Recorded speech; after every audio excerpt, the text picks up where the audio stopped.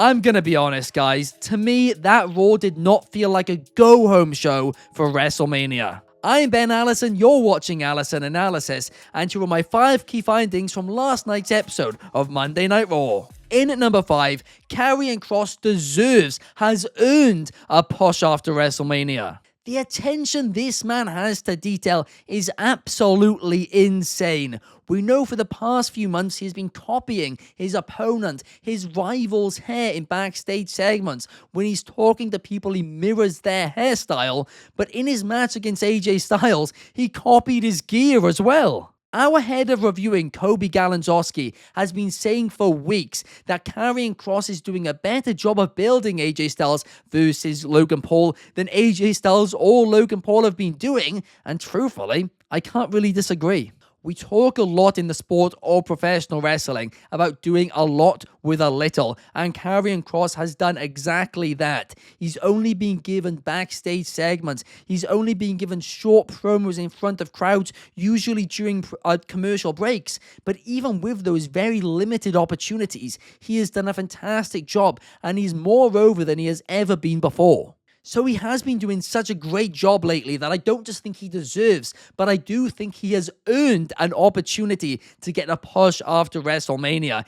In fact, I really wouldn't be surprised if Logan Paul defeats AJ Styles at WrestleMania, and next week on Raw, the Raw after WrestleMania, Karrion Kross defeats AJ Styles. And yes, that does mean I still do think AJ Styles could well be leaving the company after WrestleMania. And to be clear, when I say that, I don't know anything, but it's just the vibe I'm getting, the teasers I'm picking up on from the Good Brothers as well. I do feel like AJ Styles' contract might be up soon, and timing-wise, when he announced his last one, it does make a lot of sense. But also, back to Karrion Kross, the final testament disbanding actually probably was a blessing in disguise for him. In at number 4, that promo was Gunther at his best, and it stole the show. Where has this version of Gunther been for his World Heavyweight Championship reign so far? This Gunther with the edge, with a passion, with the rawness. This is what we have been missing. But last night he showed up and he cut a hell of a promo just days away from his defense against Jey Uso at WrestleMania. I mean, everybody, including myself, was harsh, and probably rightfully so, on the Gunther and Jey Uso in its early weeks, right? It wasn't a good feud. It got stale very, very fast. It was repetitive. There was barely any story there, and the story which was there, they were just making too big of a deal out of too little. But over the last 3 weeks, boy oh boy have they saved this. In fact, the past 3 weeks should be studied and used as the blueprint of how to save a wrestling feud when it is failing, because it has been that darn good. It has literally gone from potentially the least interesting feud, the least interesting storyline on this WrestleMania card, to arguably the best story in, again, 3 weeks. Really impressive stuff. Well done, Gunther. Well done, Jey Uso. Well done, Jimmy Uso. And well done to whoever has written this the last 3 weeks. In at number 3, Bianca Belair, Rhea Ripley, Io Sky all deserved a segment on this show. How on earth was a Women's World Championship feud left off the go-home show for WrestleMania? I hope this was some issue, some travel issues or something we don't know about, because if this was deliberate, it makes less sense than a backwards baseball cap, and yes, I said that. I mean, the feud has been great in my opinion. I have really enjoyed it. But even still, this is a world championship. This should be a focal point of this show. This should be a focal point of WrestleMania. A lot of people, including myself, said this could have been the main event of WrestleMania. And yet, it didn't get a segment on this show. Wild to me. Regardless, I'm still excited for the match, right? No doubt about it. I do think, quite honestly, it could steal the show in ring-wise at WrestleMania. I do think, big call to make, but I'm going to make it, I think this could be a 5-star match, and that is how excited for it I am. But before we get into the top 2 key findings, please, in the words of Sabrina Carpenter, leave a like, subscribe, and comment on this video. It really does help us out absolutely massively.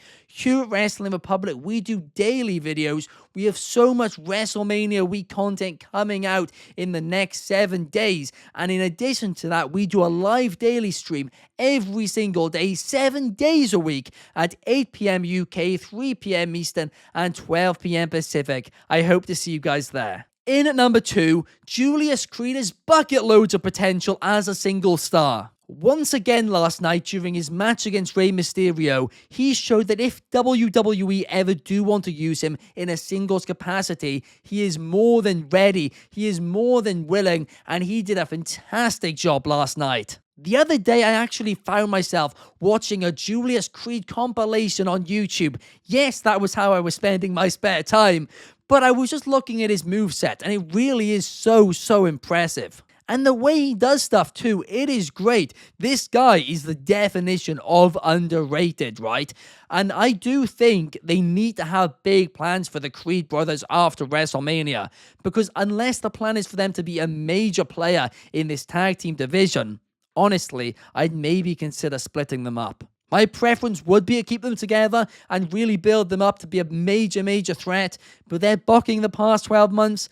I'm going to be honest, for me, it's missed the mark. And in at number 1, to me, this did not feel like the final Raw before WrestleMania. Don't get me wrong, it wasn't a bad show. It was a fun show. I enjoyed it. But it did more for Karrion Kross and Julius Creed than it actually did for WrestleMania. Other than the Gunther and Jey Uso stuff, which was really good, especially the Gunther promo, this barely built anything that well for Mania. The final segment, the closing segment between Seth Rollins, CM Punk, and Roman Reigns was fun, but it didn't feel like the final segment on a Raw before WrestleMania. It didn't have that intensity to it. That feud started with the 3 guys hating each other, and it makes sense, but it's felt like over the past few weeks, they have actually hated each other less, and it has become more about Paul Heyman.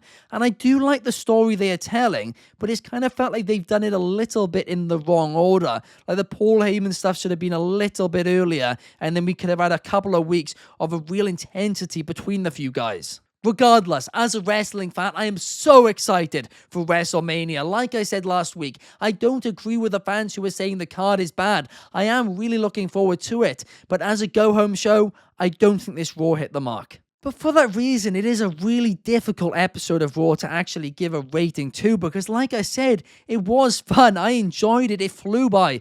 Felt much quicker than 2.5 hours, to be completely honest.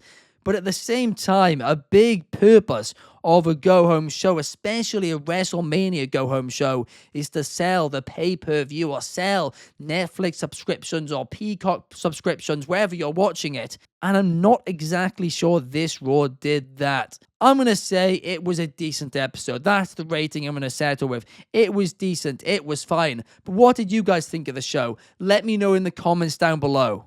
Now, this actually is the last Allison Analysis before WrestleMania, because there won't be one for Dynamite this week, because I will be on Wrestling Republic's daily broadcast this Thursday with Shard, and we are going to be talking all about Dynamite there. So on Thursday, there will be a YouTube video here on the channel, but it will be WrestleMania related. I'm going to leave it up to you to guess what it is for now, but there will be a video out, but it won't be about Dynamite. We'll be saving that for the daily broadcast.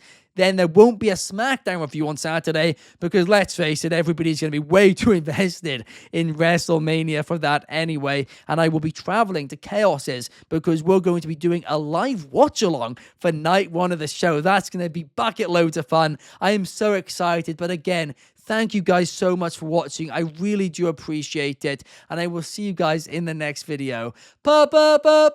Peace!